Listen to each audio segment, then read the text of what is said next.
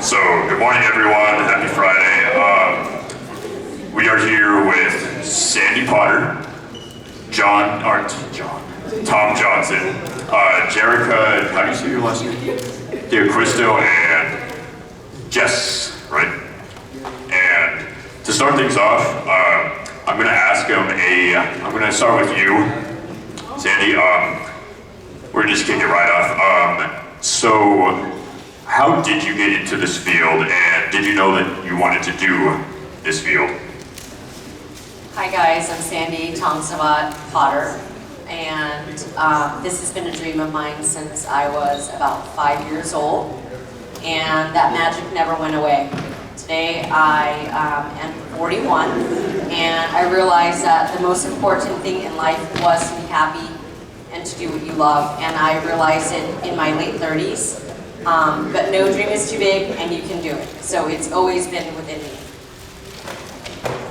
Thank you, Sandy. Pass it to Tom. Tom, same question for you. Did you know that you were going to get into this field, and did you know that you always wanted to do it? Tom Johnson, local 467 coordinator. I'm in plumbing, pipe fitting, and HVAC, so I don't know if this is ever a dream of mine, but I did know that I wanted to make money, have a family, start a career. So I actually got into trades about 15 years old, and this is just, it's kind of been in my vein, being able to join this union hall. Getting part of the apprenticeship really put me in some direction, gave me career opportunities. So, did you answer your question? Yeah, it does. All right, and over to you, Jerika, same question. How did you get into the field that you're in, and did you know that you always wanted to do it? Yeah, hey guys, my name's Jerika. I work for the 49ers now. I haven't actually began, but I'm super excited. I worked for University of Washington for the past year and a half. Worked for their football team, went to the national championship, which was pretty awesome. But I grew up loving sports, playing all sports, and my family had season tickets for the 49ers since the 70s, so that's just kind of what I grew up in. I studied the roster books at like age 5. So I kind of already knew if I wasn't going to be playing the sport, I wanted to be within it. So I just got involved in college right after, and yeah, this is kind of where the road left me. Well, thank you, Jerika. And last but not least, Jess, did you know that you were going to do this field when you were young, and how did you get into it? I definitely did not know. I'm so impressed that there's even 8th graders here, because in 8th grade I think I wanted to be like a tree, or an astronaut, or an architect. I went through many different phases. Being a doctor was not one of them. My dad was actually a doctor. We lived in actually a city smaller than Half Moon Bay, and he was like the one-man shop, and I was like, well, I definitely don't want to be a doctor. He works way too hard.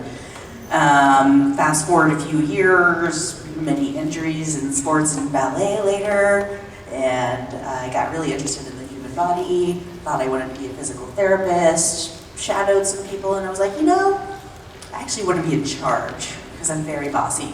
And I wanted to be in charge. Ended up deciding I wanted to go to med school. Also decided I wanted to serve in the military, so kind of followed both those paths in parallel, which I'm sure we'll get into later. And then, you know, okay, I didn't want to be a doctor, now I'm going to be a doctor. I want to be a surgeon. I definitely want to be a surgeon because I love using my hands. Turns out, no, because I'm bossy and I like to talk a lot. I actually wanted to talk to my patients instead of having them be asleep. So that's how I ended up in primary care, where I get to talk to everybody and know their stories, and it's super fun. Thank you, Jess. Can you pass up the mic back to Sandy? Okay, and for my next question, for your guys' careers, did you guys need any certification, like a degree or anything like that? And how did you, and if so, what was that process like? I do not have a culinary degree. I did my undergrad in international business, and I did my double in Spanish. At one point, I was a sub to teach Spanish. I realized that wasn't the right path, nor did it pay my rent in Saratoga. Went to school at State and Santa Clara. Very expensive to live. Almost lived in my car. Just kidding. But I did not go to school for it. My skills are honed from my childhood and just being side by side with my mom and learning a lot from a very humble, rootsy beginning and not having much. So creating was a thing. We did not waste. Today, in my family, at my shop, we still don't waste. and everything becomes something. We create, we make, and then through the practice, you perfect things. And if you don't get it right today, you're gonna get it again, I promise, right? If you feel like you can't stand up and you have that one leg, just keep slowly standing, crawling to the finish line. You're gonna get there, I promise. But if you love something so much, you will get to where you'd like to be. So I do not have a culinary degree. I have 0 certifications in culinary. It's been within my veins, my soul, and within my culture and family, and that is still very lively within my family. And today is Laotian New Year, so happy Laotian New Year to all of you, okay? Blessings and love. Thank you, Sandy. Now, on to you, Tom. Did you need a degree for plumbing at all? I wouldn't know. And hold on, let me finish my question too. And what was the process like to become a plumber? All right, so no certifications required. We're a training center. At the end of the day, I did some college. I did a lot of the trades. I've been working constantly over a 15-year process of understanding what I did. So it made it simpler for me, but for most people, our goal is green. We want you to come in. The only thing that makes you qualified is a 1, 2, and a half today. If you want to work, you want that ability, you want the chance at a career, that's our embrace. We certify you, we grow you in the shop, and that's what a training center is all about. So I know I have multiple Half Moon Bay graduates that have come through the halls. I think Len Tomberlin, one of our great GFs, is the one that got me into this. Certifications, no, we grow you ourselves. Our goal is to get somebody that wants to grow, and then we will water the plant, we will do what we have to do to make you capable. I know by the time I have most of my graduates that come through the school, I have maybe 15 to 20 certifications they have that keep them capable of working long-term careers and being able to raise families, own homes, cars, all the fun stuff. A lot of guys that get in, ladies that get in young get to buy boats. So I always say that's the investment I wish I had the chance at buying kids. So. Thank you, Tom. And Jerika, especially for you, did you need any certification to work in what you're working in? And if so, what would that process like? I just graduated last May from Washington State University. I got a bachelor's in broadcast news and a Spanish minor. I think what I really enjoyed most about it, or I guess what's kind of like catapulted me to where I am today, would be just the experience I got to have in saying yes to all the opportunities I did at school. I did a lot of sideline reporting, had my own radio station, had like an ESPN type show, and really just was doing everything I possibly could to kind of get my name out there and build those connections. And then I did an internship, and I worked, and now I have another internship. So honestly, just saying yes to all these opportunities you possibly can and getting all the experience, learning from it is huge, and that's how you figure out what you like and what you don't. That way you can move on to the next thing that you do enjoy. Thank you, Jerika. And last but not least, Jess, did you get any sort of degree, and how? So many. Which is interesting. I did not enjoy studying when I was in middle school, high school. So considering that I ended up where I am today is very interesting. But I do now really love to learn. And I always loved to learn. I just didn't love to study, which is a very interesting combo. But I did college, got a BS, which is great, BS. And I majored in biology, minored in chemistry, then went on to med school, which is 4 years. And then after med school, depending on which specialty you choose, you do what's called internship and residency, which is where you kind of like learn on the job. So I did 3 years of that, and boy, after that. And then I was in the military at that point, and we got stuck on all sorts of committees and extra certifications for different kinds of care and that sort of thing. So, and to this day, I always tell my patients, it's the practice of medicine, because we're continually learning. Nothing's ever set in stone. We're, like next week, for instance, I'm waking up at 4 a.m. multiple days to attend a virtual conference on the East Coast. We're always learning. The field of medicine is always changing, just like every other field. So certainly have to love the constant changes in learning. Thank you, Jess. And I have one more, just to get like an icebreaker question. What does a typical day look like at your job, and what's your favorite part about working where you work at? The typical day, I am up by about 4. Now I'm thinking like that's all I do. 5:45 a.m. I have my solitude. I love caffeine. I have to have my coffee, do my thing, get settled in. I have 2 boys that I share with another amazing human. Their dad is an officer, so it's a lot for us. It's a huge transition for us because my job requires a lot of hours, so now they're with a nanny, and we're on opposites. So we start our day off super early, get the kids ready, get them geared up, rock and roll, rock out, go to school, bike, whichever way. And I get to the shop at about 8:45, and I turn on all my broths. But at night, when my shop closes, I hide out. All the high school kids go home. I have like 2 adult hires. I'm hiring, by the way, guys. My seniors are leaving, and I'm gonna miss them. And it's my solitude. Broth takes a long time. You know the labor of love? It's true.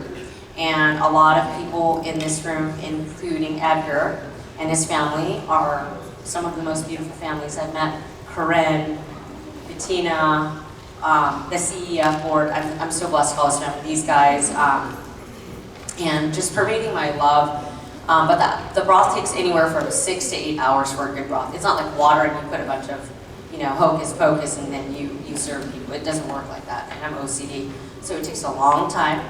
And then I close up shop, let it cool off. I wake up first thing, run to the shop, scoop the fat, all that stuff, get it geared up for my prep chef.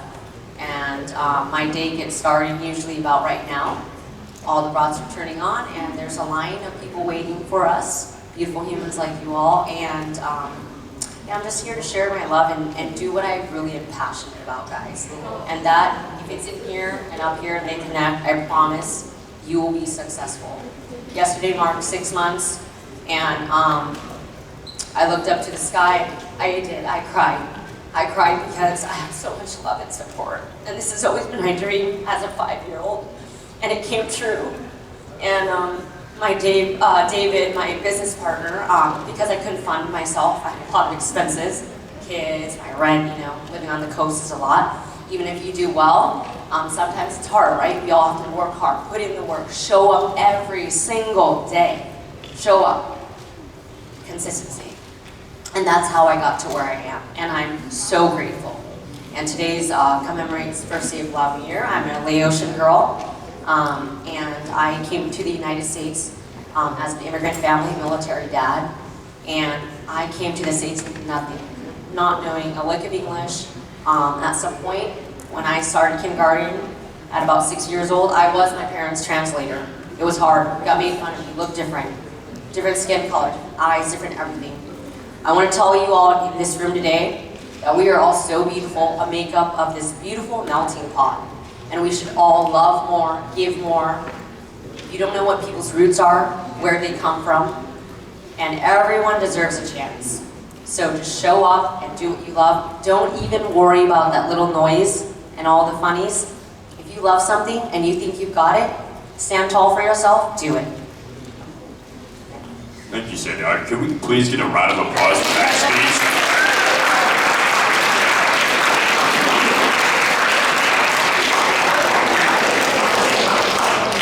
Right. Now, I follow that, but let's give it a try. I love you guys too. Tom. on to you, Tom. So, my brother works in the trades as well, and depending on each day, some days can probably get like canceled or two. But the point is, what is the day like as a plumber? All right, so usually I'm up 4:30 in the morning. My broth is coffee. I wake up, have my coffee, I have too much of it, and most jobs start at 6 a.m. You're there at 5:30, 5:45, ready to go. You get the opportunity to go open up the game box, you talk with your foreman, your general foreman.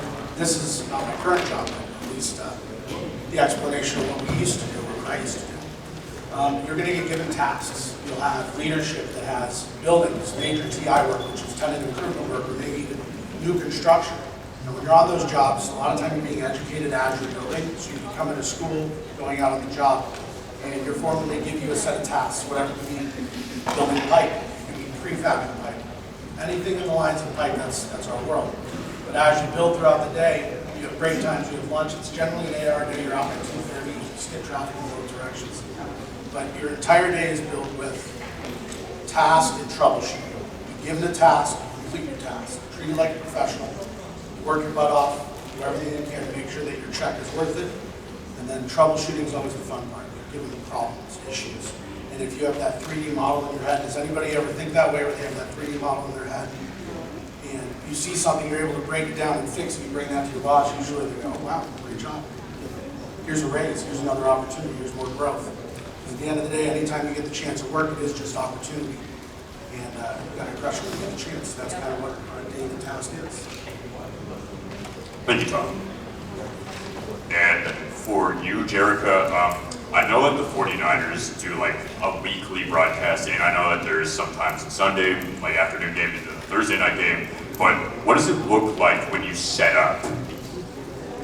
Yeah, so I guess I'll talk about prior jobs as well. I think in the sports industry it's pretty different just because you can't really plan on what's going to happen besides the game. I've been in the event side for like a year now, I guess, so not too long, but I've been able to do a lot of chaos and a lot of people, a lot of things going wrong, but I guess that's what keeps it exciting. The days are pretty long. I worked for a baseball team for like 4 months, and it was about 10, 15-hour days every day for 3 months straight with 2 days off. But that's kind of what kept you going. You're excited for the next game. You're excited, kind of have to like show up, I guess, what they've talked about too. You basically show up for the fans, show up for the team as well. I guess what a day-to-day life would look like. You go there and obviously you get to the stadium and you're in charge of a lot of different people. For us, it's a full-time job, but for other people, they're just there for a day of game. So there'll be about 500 people that you're in charge of, their schedules, itineraries, and things of that nature. That way they know where to go as well. The players will get there, then we'll set up kind of the stages if it's for national anthems or that sort. For halftimes, kind of go through everything where people will be. And then kind of the game starts and you just kind of play it by ear. But I'd say my favorite part is just not knowing what's going to come next. If the team's not doing great, you can't really have something exciting out there because the fans don't want to see something happy when your team's losing, right? So just kind of playing it by ear. I think that's what keeps it most exciting. It's long stays, but it's definitely worth it. Thank you, Jerika. And Jess, what is it like to work as a doctor and a physician? It can be almost anything you want, depending on what kind of doctor you are, what kind of practice you're in. I've been in all sorts of different places and practices. Been doing this for about 15 years.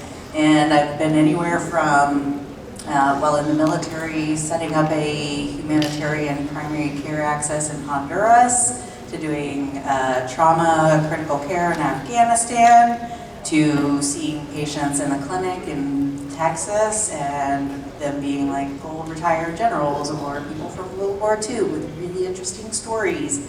And then I went to Stanford as a physician for a while before leaving for private practice. I've been in my own practice for almost a year now. Sandy, where was your inspiration for me like years ago? But owning my own practice allows me to make it whatever I want. So for instance, yesterday I did a house call on a patient in Atherton, hung out with her dogs, we talked about her latest hospital stay, then went back to the office, saw a couple people there, and then came home, picked up my kids, did some phone calls, did some video calls. Every day is very different, which I love. I don't love routine so much as I love just actually getting the different experiences. I really enjoy getting to know my patients super well, and the whole concept of what I do is getting to treat the whole person holistically. So getting to know, their dog's names, their cat's names, their grandkids' names, where'd they grow up, what are they doing, all those sorts of things, and that helps make every day very different, which is very fun and exciting. But that is very much primary care, depending on what kind of doctor you are. Maybe you're in the hospital all the time. Maybe you only have shift work. So it's very different, and every day, like I said, is very different. My kids are also very used to that. I have a 6 and a 9-year-old, and a husband who's also gone all the time too. Sandy, I hear you.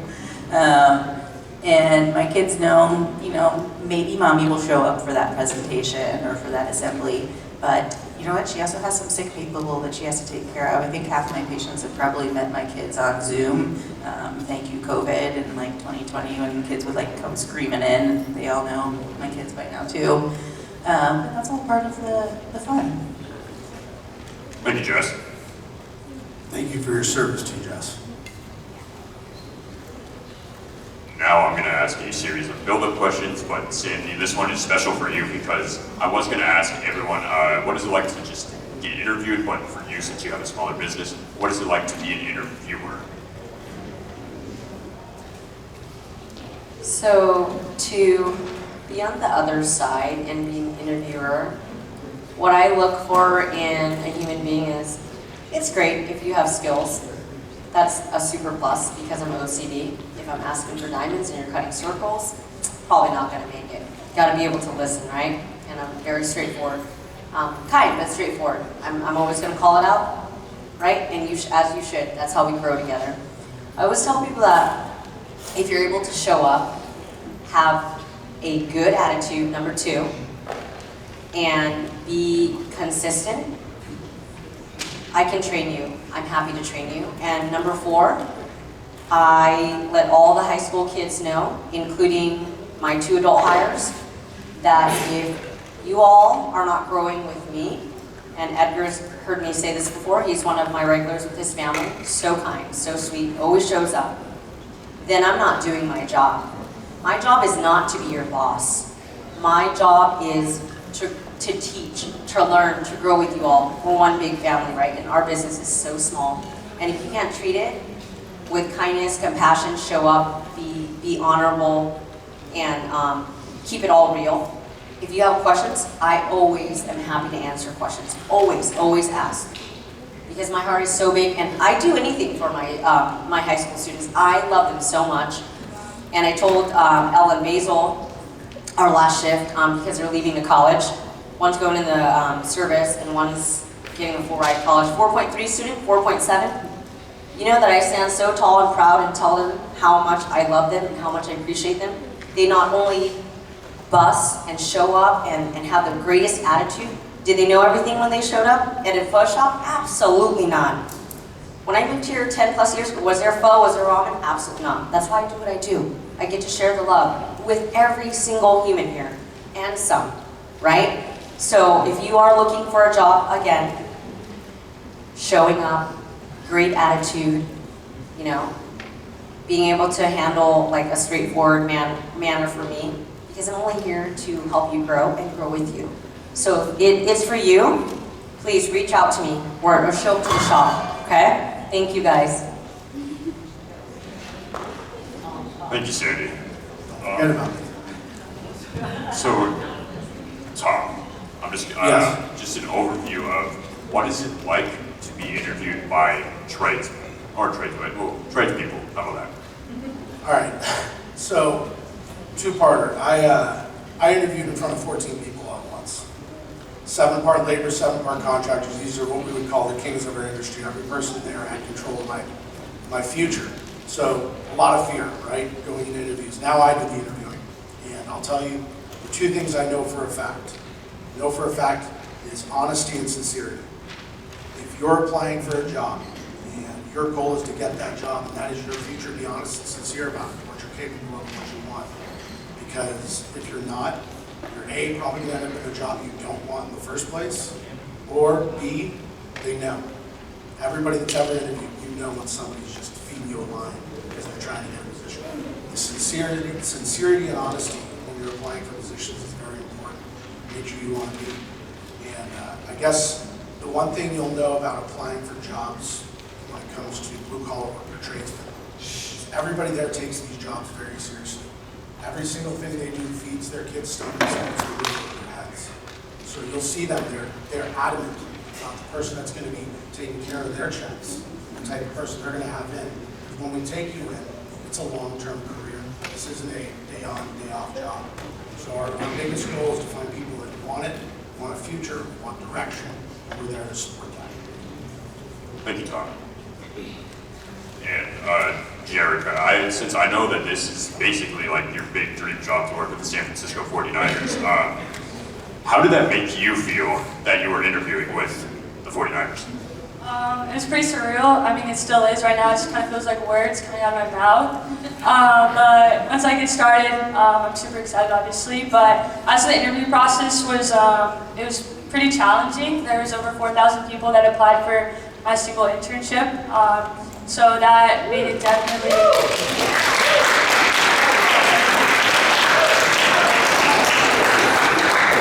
But obviously, coming off of, having an amazing season, people are going to want to work for a team like that, of course, but it's always kind of been, the Niners have been in the back of my mind ever since, I could really dream. That sounds kind of cheesy, but it's true. Everything that I worked for was to make it to them, so it's pretty surreal, like I said, but it was a 5-month interview process, so starting out with an essay that we all wrote one, and then it was 4 different interviewers that we had to go through Zoom, and then it was 2 assignments and then 2 final interviews. So it took a while. I would say job hunting too, especially right now, and internships, finding internships, especially in the sports, is not easy. But it's super. Once you get it, it totally makes sense and it's going to work out. I think exactly what Tom said. If you move with pure intentions and you're just yourself throughout the whole entire process, the good will come back to you, and that's the only advice I can give to you truly throughout the interview process. Thank you, Jerika. And last but not least, Jess, since I know that there's also a lot of competition in where you work, how was it like, and how was it like? So many interviews.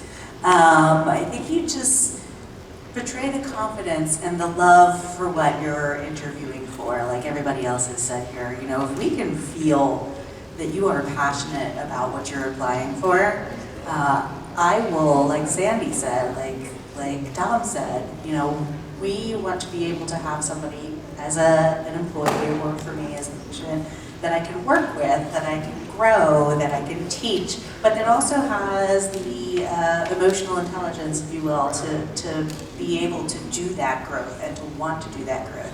If you come in and you talk to me and you're like, I just want to help people.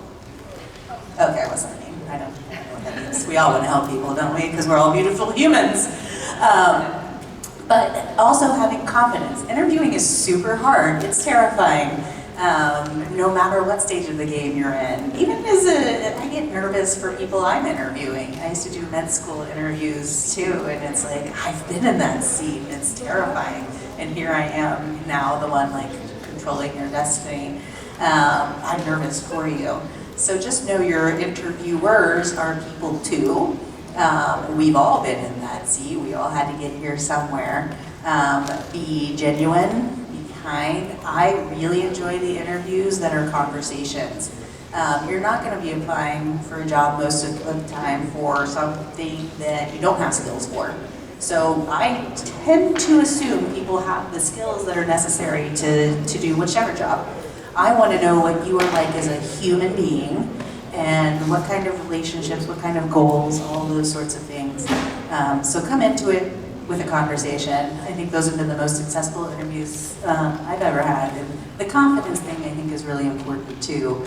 I remember I did a panel interview when I was interviewing for Stanford, and it was terrifying. It was all these old white dudes staring at me they're the experts in their field, right? I'm this young thing just out of the military, and it was terrifying, but also just fun. And at the end, I was getting walked out by the head guy. He was like, "Wow, you were the calmest interviewee ever."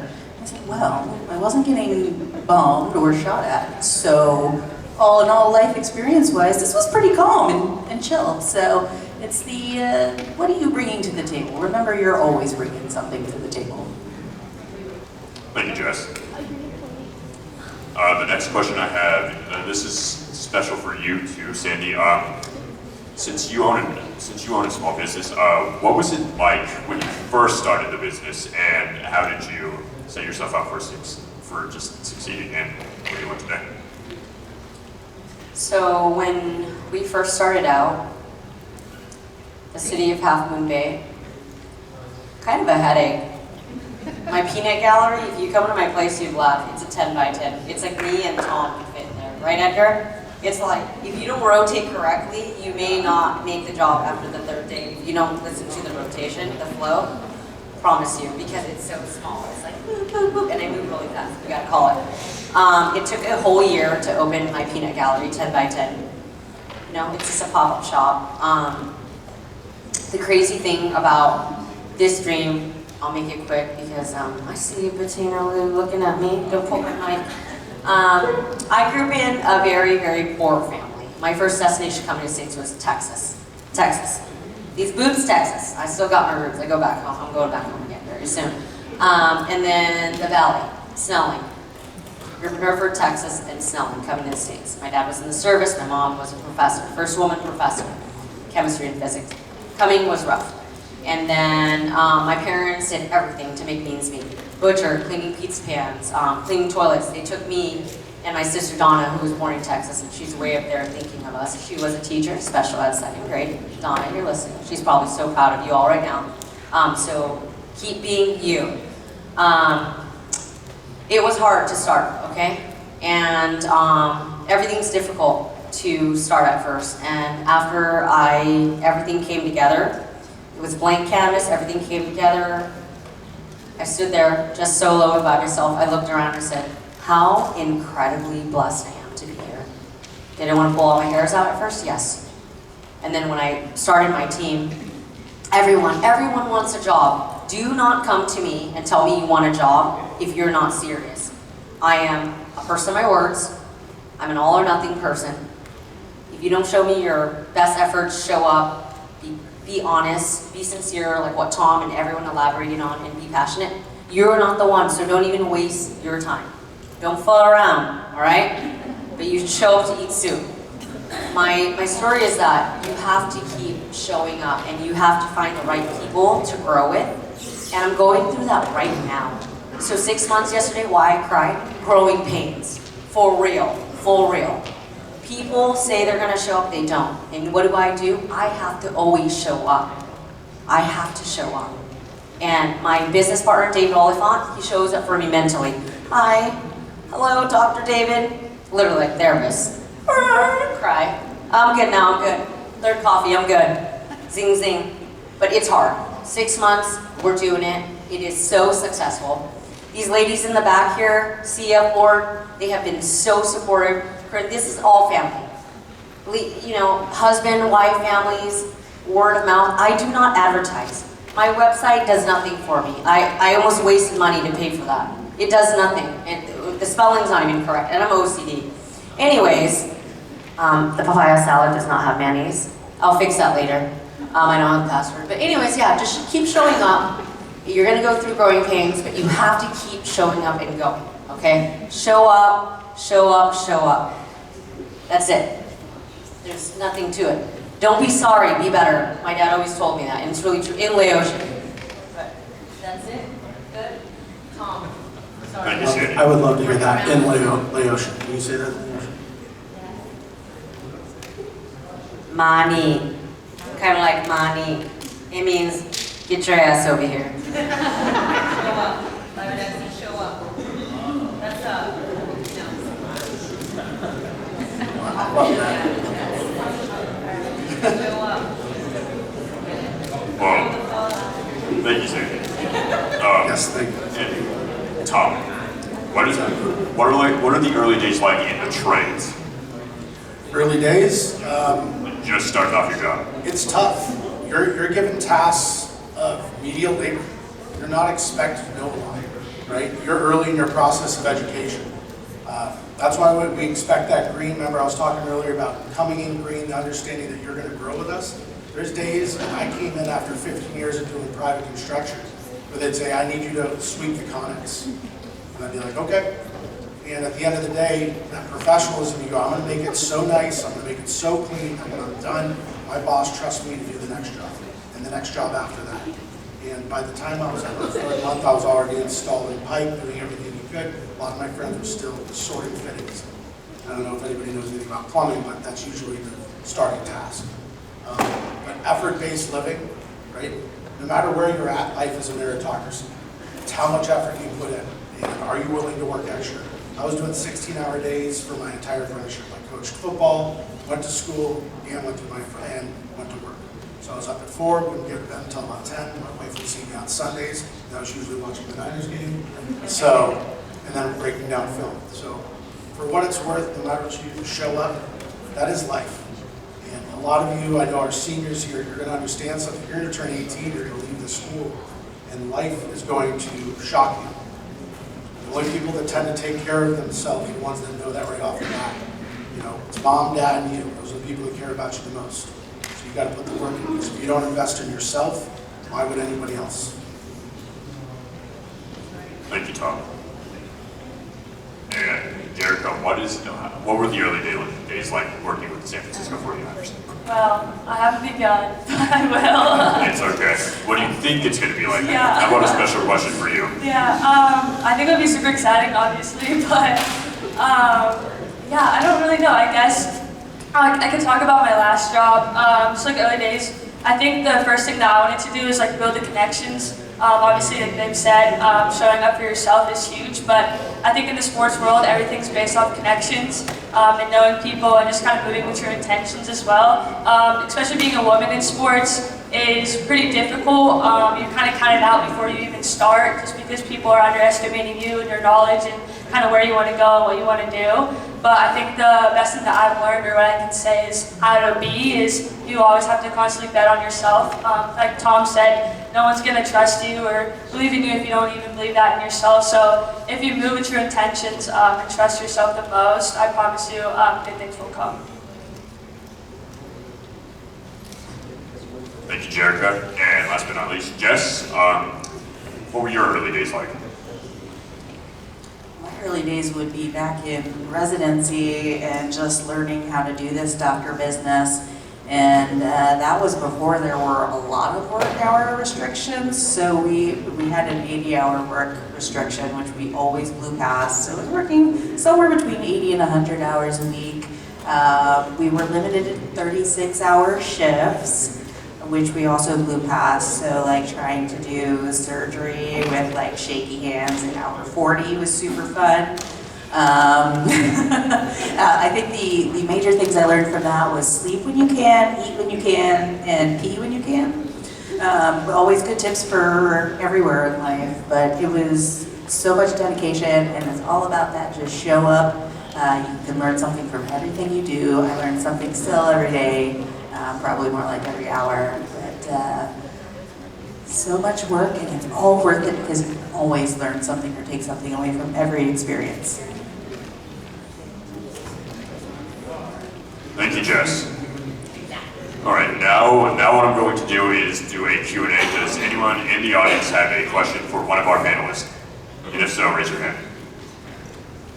Come on, guys. We have candy. Throw it out. Bring candy so Hi, I have a question for Jess. I wanted to know what your time in the military was like. Fabulous question. So I was in the Air Force, as some people call it, the chair force, because they think that it's not as military as the other branches. I'm married to a Marine, so Sandy, which branch was your dad? She's not paying attention, she's taking pictures. Which branch was your dad? Army. We got it all in here then, yes, love it. But we also always work together, you know, it's not just one branch versus the other. So mine was a little bit different because I came in as a doctor. So came in as an officer, went to officer training, which was just a lot of fun. It's kind of like, okay, let's figure out how to be a leader, how to be rolling around in the dirt and all those things too that I'm clearly not going to be doing as a doctor. And so for me as an officer in the military, it's interesting. As a doctor, my job was, of course, the doctoring part, but then in a clinic setting or a hospital setting, it's also being the actual healthcare leader of a whole team. So, you know, you have a whole team of medical assistants, nurses, all sorts of people. I think at one point I was a clinic manager in charge of about 40 different other physicians and a whole group of nurses, etc. So that's a lot of logistics. I think what the military does is basically give you so many opportunities to do all sorts of different things. So many opportunities to build your leadership. And it's also very interesting as a woman, you know, when a woman in the military as an officer does a really good job, sometimes we get viewed as being really aggressive or being kind of a B word. And as opposed to a man who's just a really good officer, a really good boss, or really good at his job. So it's a different environment there too. So kind of like a woman in sports, you're really having to prove that you're worth everything, that you're worth all these opportunities. When somebody came to me and they said, I had just graduated residency, I was new on as an attending, so like in charge of teaching and things, and the medical director came to me and said, hey, you speak Spanish, right? And I was like, no, but what do you need? And he's like, oh, we need somebody to be the team lead to go to Honduras. I was like, okay, well, I'll go. Can you give me a translator?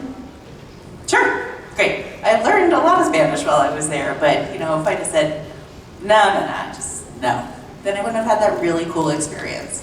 When they said, hey, we're gonna send you to Afghanistan. We're gonna send you as a trauma doctor. And I'm like, okay, I don't know how to do that. Are you gonna send me to some training? Sure, okay, great. I went to St. Louis for like 2 weeks to learn about bullet wounds, which are, you know, common in St. Louis, but then they don't teach you about IEDs and things like that. So it's so much about opportunities, seizing them.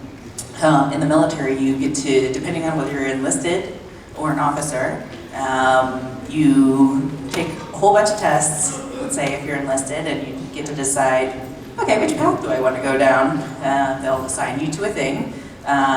People move around all the time. You know, it's not one of those, what's great about it is that you're not like stuck in one thing.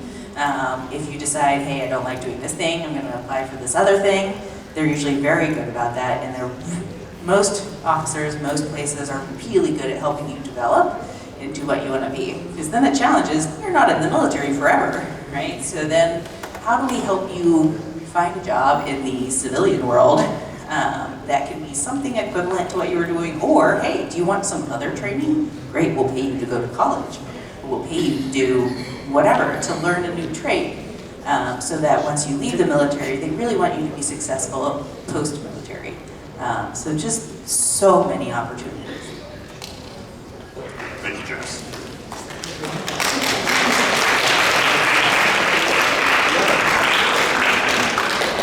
All right, does anybody else have any other questions for our panelists?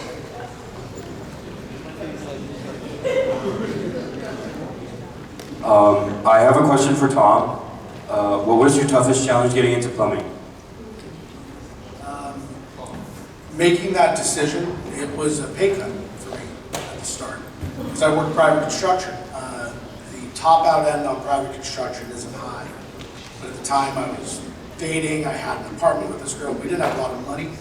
She's currently my wife now, but making that decision, you know, to move forward was scary because it's the unknown, right?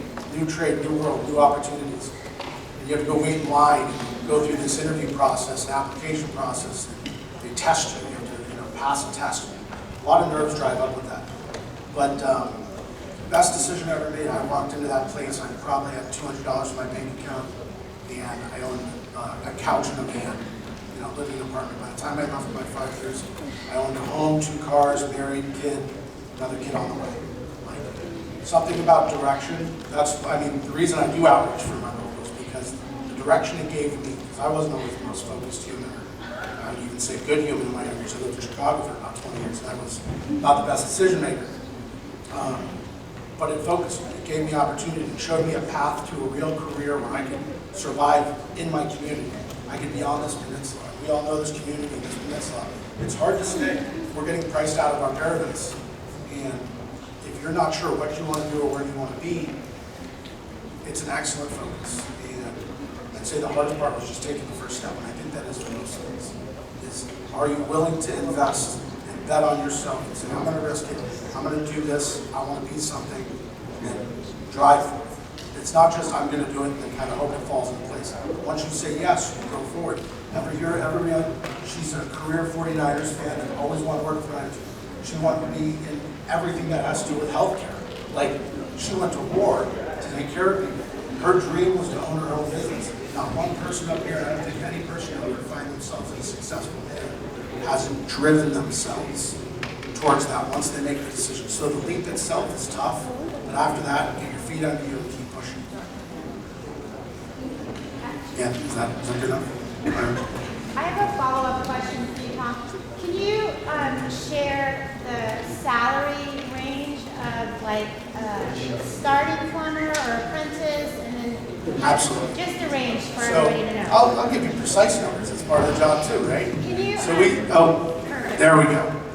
Precise numbers. You start in green, coming in as an apprentice, you're at $31.41 an hour. $31.41 an hour, and you don't know anything. Our goal is to teach you. That's you getting into the apprenticeship. And then after 6 months, you get a 5% pay increase. So you're up at 34. Then 6 months after that, you get another 5% pay increase.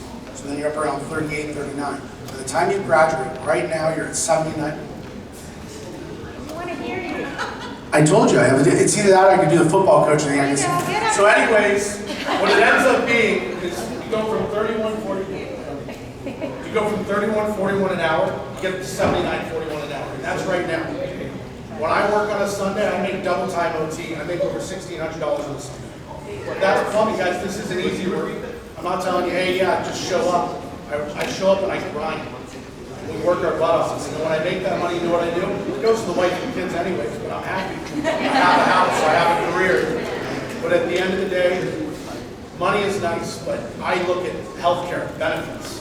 Anything you do in life, whether it's with me, any decision you make, healthcare is important. That's what I do, right? We make sure our 401k, our 401a, our pension plan, our healthcare. I had a child, she cost me $120,000 at birth because she went to the NICU. My healthcare broke that down to $120 cash. That's the difference, that's life, that's your future. So if money is the thing, we got that, but remember, a career has family and people around you. You can't turn your pockets on the people that expect you to. So. Thank you. Get a round of applause.